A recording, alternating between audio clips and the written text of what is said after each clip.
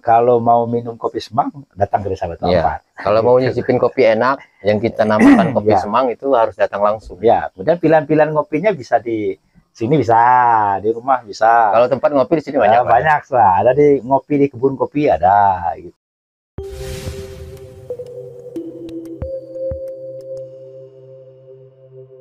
Begitu.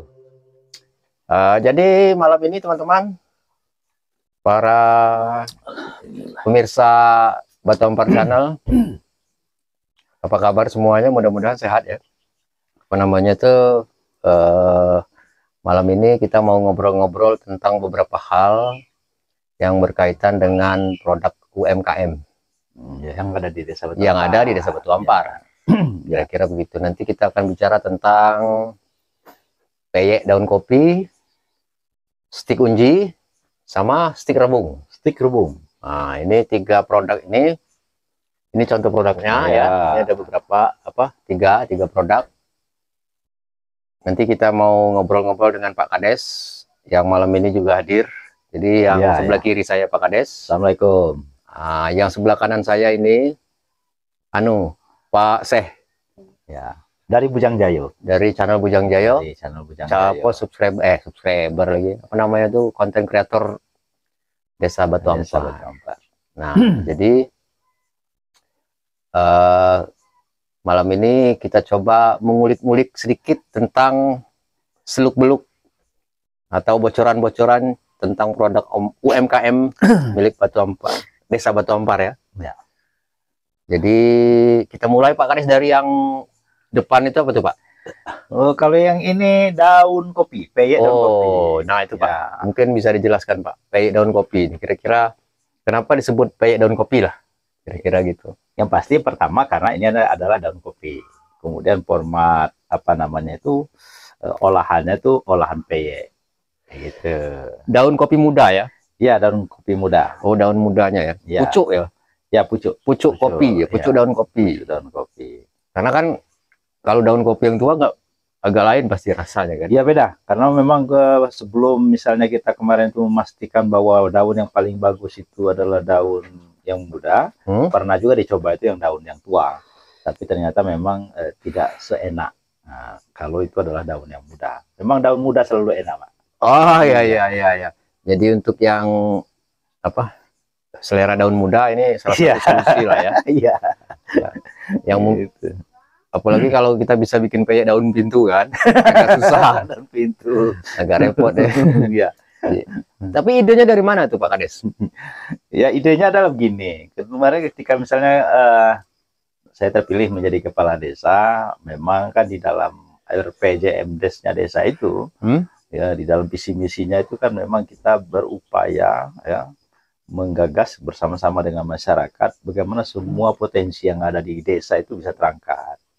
Gitu. Dan ya salah satu misalnya potensi yang memang banyak di Desa Batu Ampar itu adalah kopi.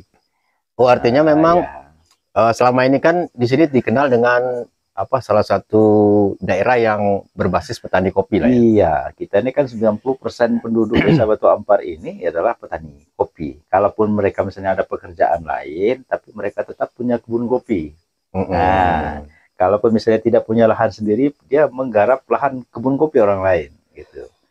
Nah, kemudian kan setiap bulan itu kan warga petani kopi khususnya itu kan harus membuang tunas.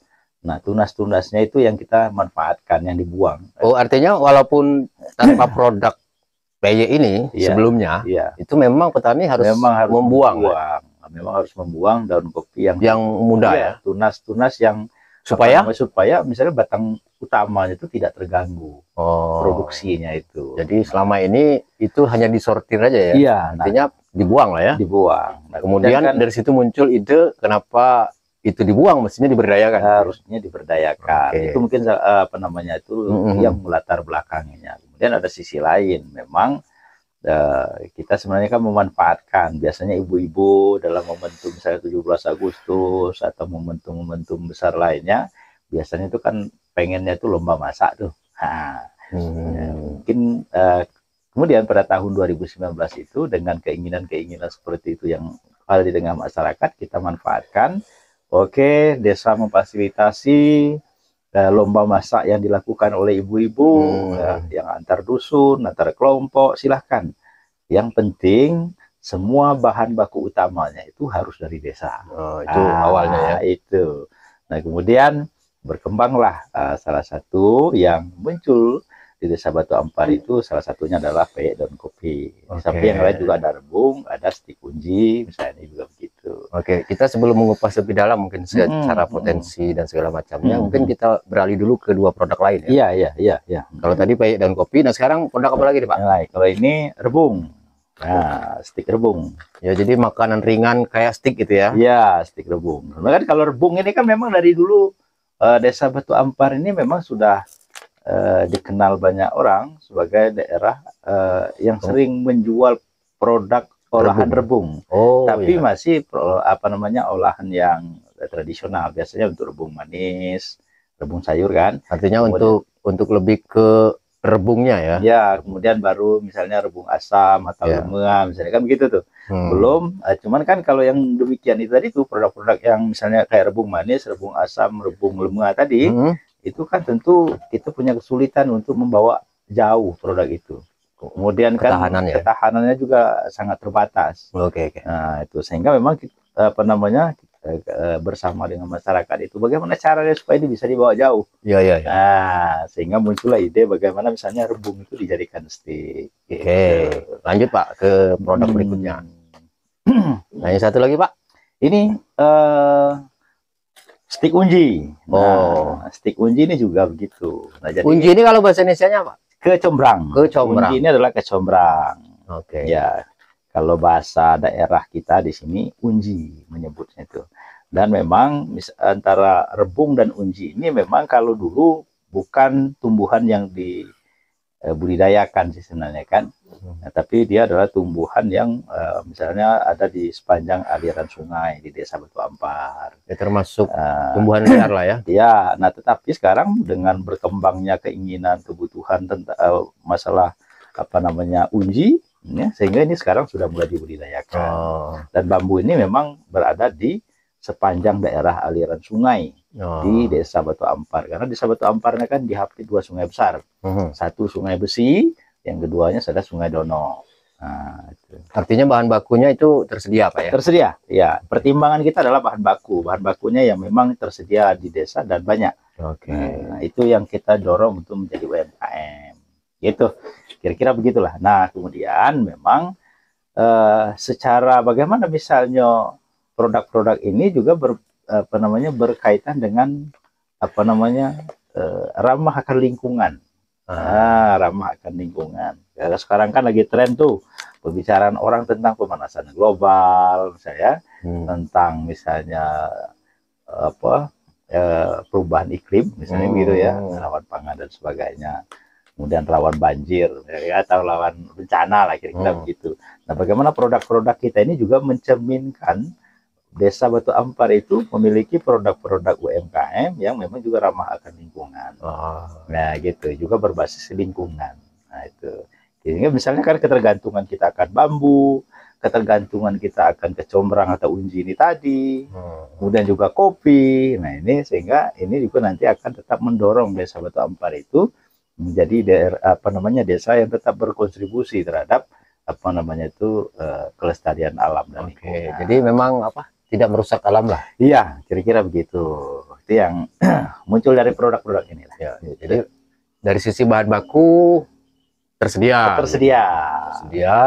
Kemudian antisipasi kehabisan bahan baku dengan melakukan penanaman ulang. Iya, budidaya sekarang. Budidayakan lagi combrang misalnya. Ya. Mungkin termasuk bambu ya yang kemudian. Ya, termasuk bambu.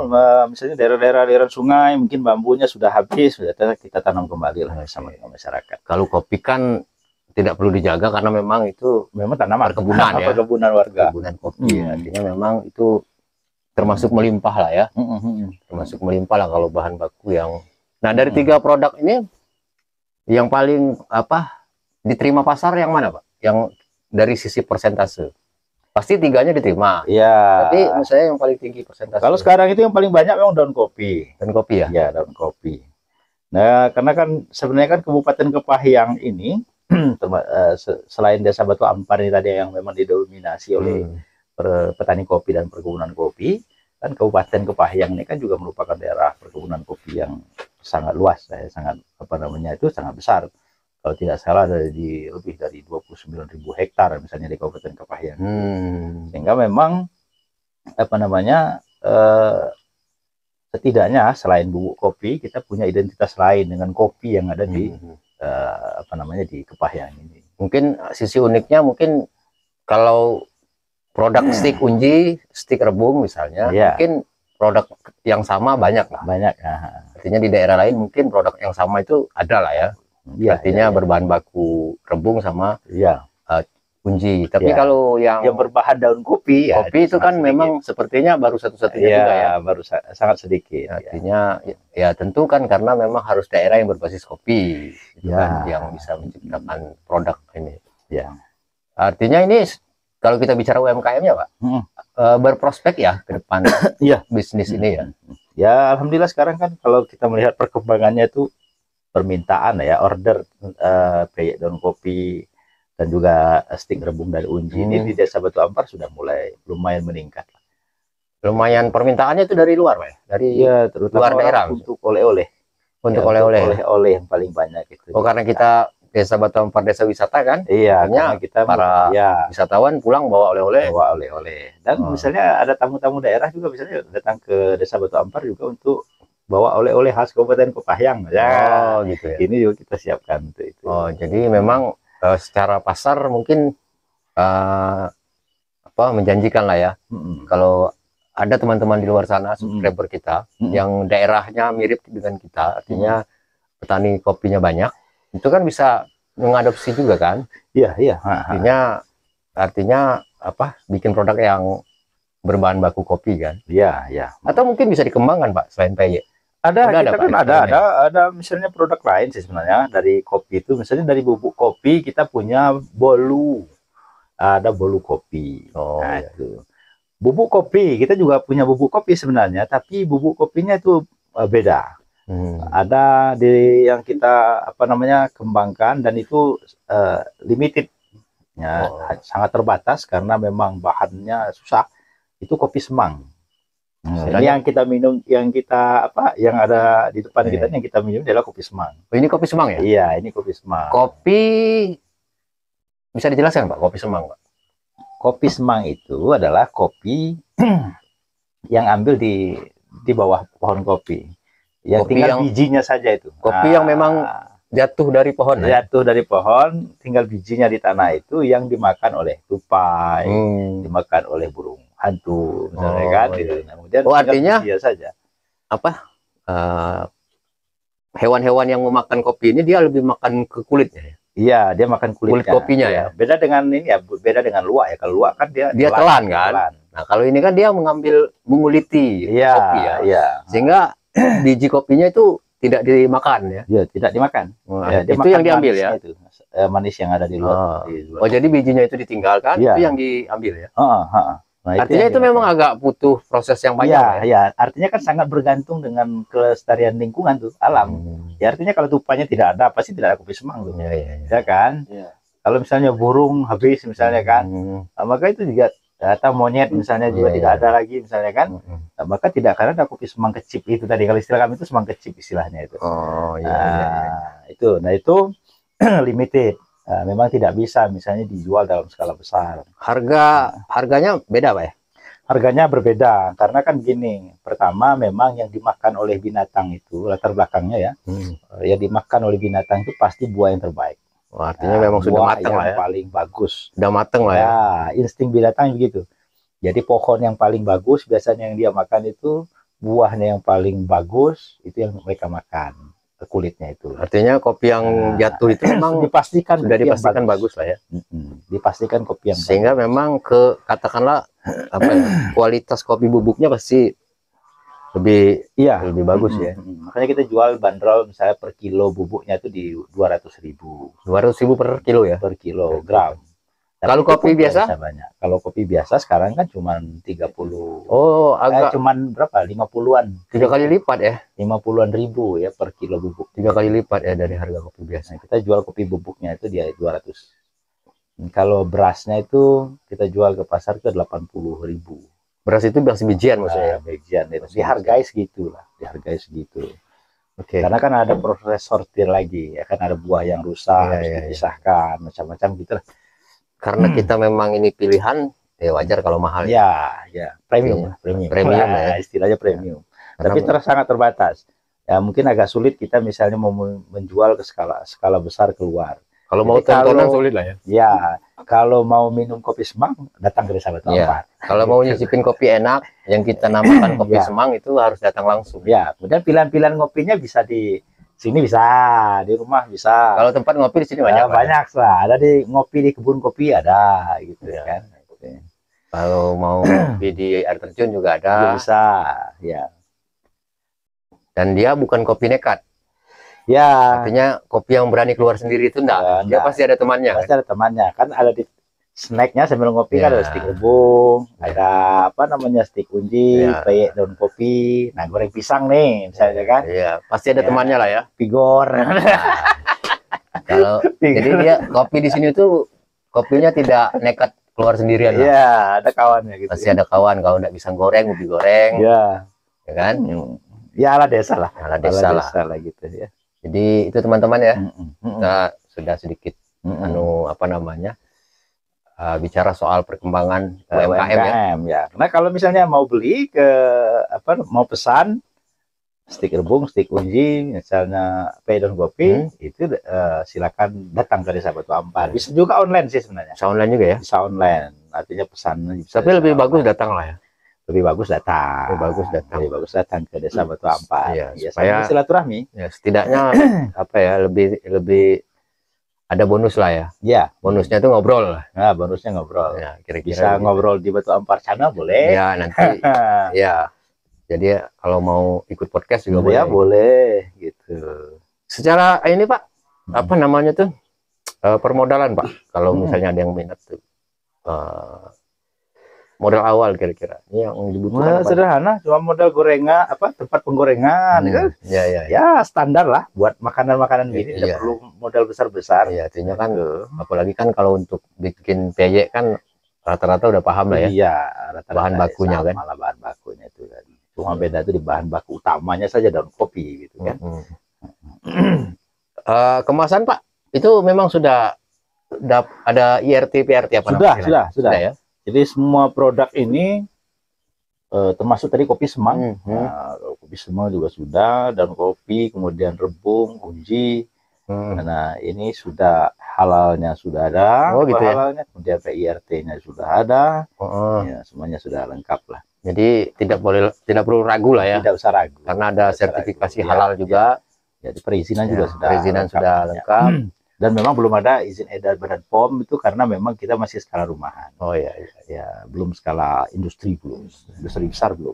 Ini yang memproduksi Pak di Desa Batu Ampar nih komunitas apa Pak? Ibu-ibu perempuan desa.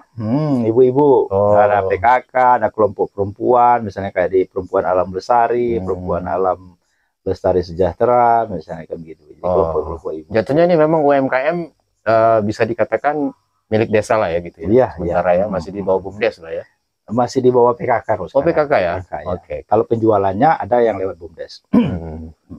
Wah ini sepertinya kalau bisa dikembangkan lagi nih bisa lebih besar produksinya Pak ya.